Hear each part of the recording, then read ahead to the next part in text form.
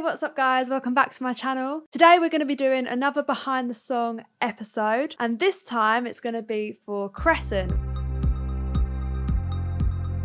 So firstly, I have got some questions that you have asked me about the production or the music video. So I think we should just hop straight in and I'm going to go through them. So the first question is by OBS Music UK. What is the inspiration behind the lyrics? When I was writing this song, I originally started writing it on Twitch and I was playing a lot of Bloodborne at the time. I was doing a blood level 4 all bosses challenge run, and if you have no idea what Bloodborne is, it's basically a really hard game with lots of really tough bosses, and I decided to make it even harder for myself by not being able to level up in the whole game. I died a lot. But anyway, the world of Bloodborne's really interesting. It's gothic horror mixed with old gods. The lyrics themselves are very inspired by Bloodborne and the things you can find inside Bloodborne. If you're a fan of Bloodborne and you didn't necessarily pick up on the references in the song, have another listen right now and see if you can pick out all of the references. When I was writing the song, I wanted it to sound quite fantastical, like fantasy, and kind of pull the listener into this fantasy supernatural world. So the next question is based on the music video. K1 Kev has asked, how was the concept of the video created? I went to my friend Adam and asked whether he'd be up for helping me with a music video. My whole concept behind it was just that I want to make a music video and I want it to be inspired by Bloodborne, and Adam loves Bloodborne as well, so he was already like well interested. And even when it came to the album artwork, like the single artwork, Jake did the cover art, which you can kind of see back there. When I went to Jake as well, I was like, Jake,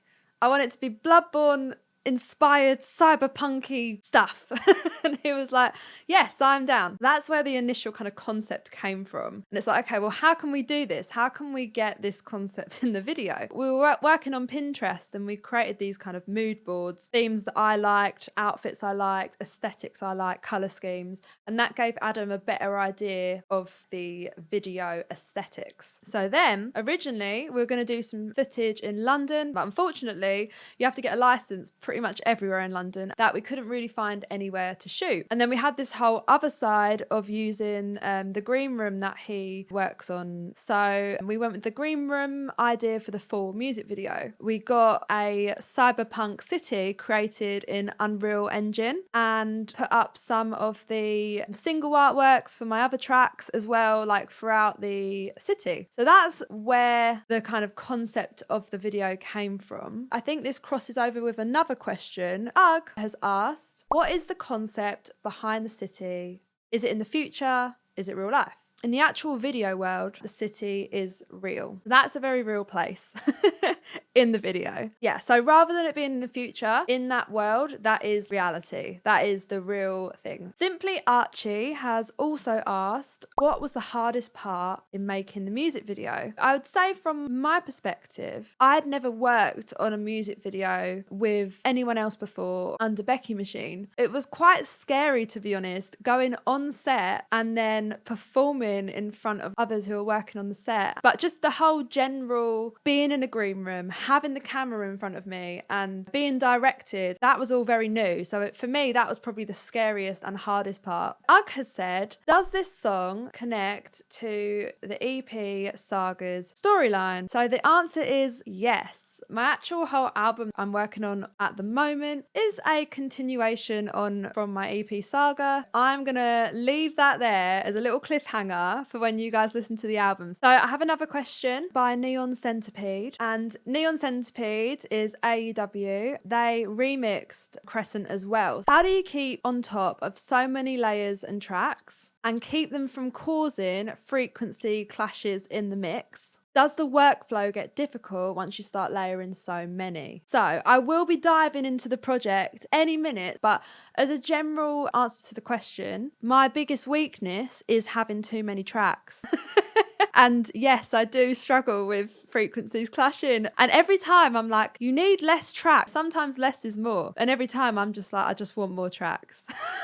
So anyway, this song was pretty hefty in tracks, and I did have a lot of trouble mixing this one, even for the vocals as well. This song is very ambient, and I really wanted like a far away feel and an atmospheric feel. So I wanted the drums to sound far back. I wanted the vocals to sound far back. But usually in pop songs, you know, your snare, your kicks all up front, and your vocals are all in your face. So yeah, there was lots of clashes. I had the vocals swamped in reverb and delay, and in the chorus I did have quite a lot of layers as well. So navigating that was quite difficult. We're gonna have a look in the session now, and I'm gonna show you how it was made. All right, so diving into the song, we have our intro. There's not too much going on here. I've got this pluck sound going on to start with. After the chord progression has looped around once, I then bring in a bigger kind of lead pluck that you can then hear later on in the chorus. So it's just introducing the listener to that idea. So in the verse, I don't really have a lot of drums. I pretty much just have a kick, and then I have a hi-hat come in on the second half. I wanted to make it more interesting.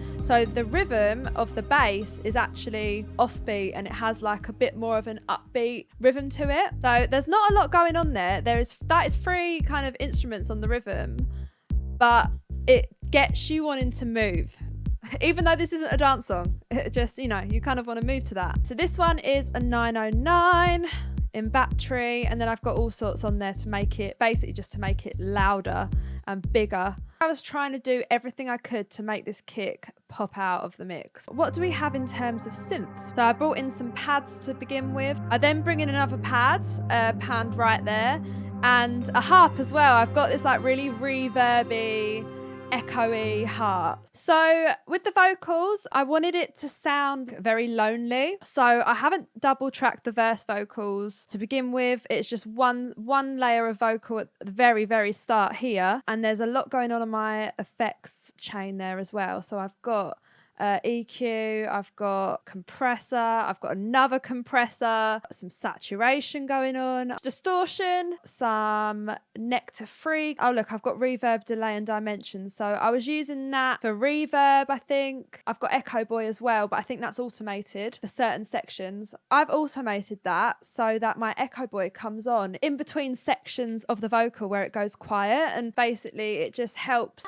move the song forward and just fill in those empty spaces where the vocals end. And then I did bring in a double tracked vocal on the second half of the verse once it starts to kind of pick up, to just build momentum into that chorus. So on the double tracked vocals, I try and keep it a bit more stripped back. I've only put EQ, compression and saturation on there, and a bit of reverb and a bit of delay. We've then got our pre-chorus. So funnily enough as well, I wrote this song from the start on Twitch. I did a lot of this song on my Korg Minilog XD, which is here. So this is the first synth I've ever got, and Crescent was probably the first song that I started writing a lot with it. And basically I was just going through, I remember I was live on Twitch and I was going through a lot of the sounds on my Korg Minilog and basically finding the most weird sounds I could use, including this little spooky lead sound I instantly fell in love with, and I was like, I need to get this in the song somewhere. And this is where the pre-chorus started. So you've got this spooky lead. I've called it a spooky lead in the session as well, again with an arpeggio as well from my Korg Minilog, and that's quite ambient. I wanted this bit to be quite ambient, so you've got this ambient arpeggio, and then we've even got another bit of Korg Minilog here, which was the bass. What's this? I called it Spaceship. So even the chord progression here is just really spooky. Sub bass, kick. What percussion have we got here? Right, I think that's made with Damage. I think that was a Damage loop. And we've also got a few FX here. Are these risers? Yeah, so we've got a few risers there to then move the pre-chorus on into the next section. So yeah, very ethereal, very spooky, which was the vibe I was going for when I was writing this. I was just thinking about Bloodborne. My whole life had become Bloodborne at this point. So the actual vocal of this section is looped. I come out of the end of the verse saying this.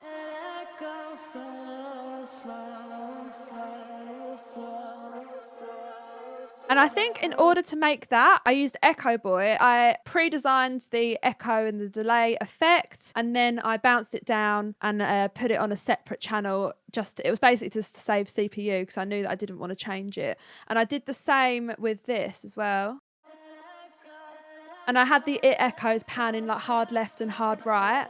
The chorus of this song took me so long to write. I really wanted to go for like a Purity Ring style chorus. So a lot of the sounds I went for are inspired by Purity Ring. You know what, let's just start with the drums. We've got a kick, a snare and hi-hats. So the snare, I wanted to be really ambient and far away in the chorus to kind of match with the aesthetics of the chorus as a whole. I've got 2 basses here. I always do. Why do I do this? I do 2 basses. I've got a sub bass and then I've got another bass that I did on the chord mini log. I love layering up. This is why I have trouble mixing. Because I like to layer up basses. And then I've got a couple of pads going on here. They're both by Silent One. I love Silent One. Yeah, so the chord progression's pretty sad sounding actually in this song. And then we've got a couple of leads. So we've got this lead that I've called Lead Video Game. I made this on the mini log. Sounds like a little handheld console, like little retro game sound. Then we've got the intro synth and also the other lead that we had in the intro. So I brought that idea back. So altogether, those 3 sound like this. Yeah, it's really like full, really thick, full sound here. For the vocals, we've got a few layered vocals. So I've got a lead, I've got the lead double tracked, and then I've just got 1 double tracked harmony for the first chorus. I tried to keep it pretty bare in the first chorus. So this whole song is like a build, basically. It's a build up, and as the song progresses, I bring more and more layers in on the vocals. So it's like a lower harmony I did on the chorus there. The second verse is very similar to the first verse, except that it has a bit more oomph to it. I've added in some vocal hums, and these hums get louder and they have a bit more power to them as the verse goes on. Got that offbeat bass, offbeat hi-hat. There we go, there's a slight build of the... Now I did layer up the supernatural with an octave lower harmony. But in hindsight, I think I mixed that a bit too low. I don't think you can actually hear it in the song. Then again, I bring the double track vocals. We've got extra harmonies here. We've also got the harp coming back. And this time I brought in a snare.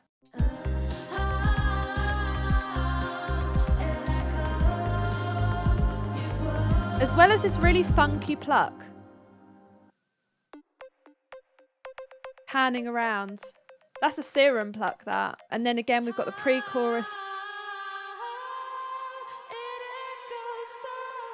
I've taken that word slow, added loads of like reverb and delay to it, and then I basically just sampled it there and just got it on repeat, layered up with the previous samples. Yes, so I have a riser and a bass drop here, whereas before I just had a couple of risers towards the end to transition it into the chorus. This time I wanted to make it a bit different. I have all the instruments pretty much cut out, and then you've just got that sub drop. I wanted the chorus to come in quite big there. And I've actually also introduced a extra lead synth on the second verse. So it sounds just a little bit different. In the original first chorus, I've got these 2. But then in the second chorus, I've added this one. So it's a bit of a softer, it has a bit of a softer edge to it. And I've also added a vocal that's an octave lower just to, again, beef out that vocal and just make it slightly different in the second chorus. I added a heavily processed auto-tune to the end here. I just wanted to add that as an effect. So in this song, I've actually used it a few times where auto-tune has been an effect. So my breakdown for this song, it's just so different to the rest of the song. And actually it's probably the most bare bones section of the song. So all we've got is a pad, we've got a arpeggiated synth and a lead, and then one vocal. I just wanted it to be atmospheric and ambient. So yes, we have a random lead that I've panned around. Then I bring in a kick, rather it being that straight 4/4 kick. So the idea behind that little rhythm was it was supposed to sound a bit like a heartbeat. Got the lead vocal, again, no harmonies deliberately, or double track vocal. And then as this goes on, I use that auto-tune effect again.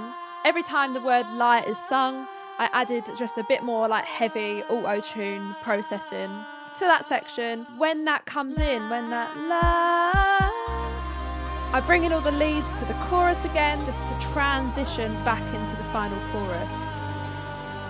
Okay, so final chorus. I have changed things up a bit here. So we now have all of the leads, and I think I may have changed up the drums on this section quite a bit. So it's properly changed now. The snare is on every second beat, which makes it feel more upbeat. In the second half of the chorus, I start going back into the offbeat rhythm that you get in the verses. I felt like that was a really nice change to that straight 4/4 drum beat. There's not a lot of drums going on in this song. 6 drum tracks, which is nothing. I feel like I got quite a lot out of this song in terms of percussion, even with the minimal samples I use. Yeah, so with the vocals in the chorus, I start layering it up a lot more. So you've got the chorus vocal with the double tracks, you've got the pitch down harmony that we had in the second chorus, the harmonies 1 and 2 as well. So this was all in the second chorus. This time I've added 2 extra harmonies using Nectar Free. I wanted like an auto-tuned effect rather than re-recording it to sound like a real vocal. And we've got 2 different ones. We've got this one, an even higher one there. So. And then to make it even more kind of final chorusy, I added an extra layer of vocal that was kind of freestyle. I just did a vocal pass, see what sounded good. Again, swamped in reverb and delay. So yeah, that was kind of freestyly. And actually this note here, this loads of layers. So on the word eyes, basically in Bloodborne, this is the kind of vibe I got. It kind of, from a creative perspective, it kind of felt like howling at the moon, like a wolf howling at the moon. In Bloodborne, you get these bosses, cleric beasts, and they just have the loudest like screams. And I kind of wanted to somehow get that in my song. So it needed to sound a bit horrible, but also nice at the same time. And I think I've done that. It's like a nice in-between. On the outro, you've just got the leads playing, some of the bass, and then I just bring in the final line of the chorus. I thought that was quite a nice way to finish the song. Just with a couple of those processed harmonies as well. They sound a bit vocodery. I think that covers everything. So I hope you've enjoyed this behind the song episode of Crescent. Please remember to like and subscribe. And also let me know if you want to see any other songs appear in this series. Is there any that you really like, that you want to know a bit more about, how it was made? Just drop a comment down below and I will look into making that for you. For those of you that don't know, I do also stream on Twitch. You can find my Twitch channel up here. So for now, thank you for watching, and I will catch you guys next time. Bye!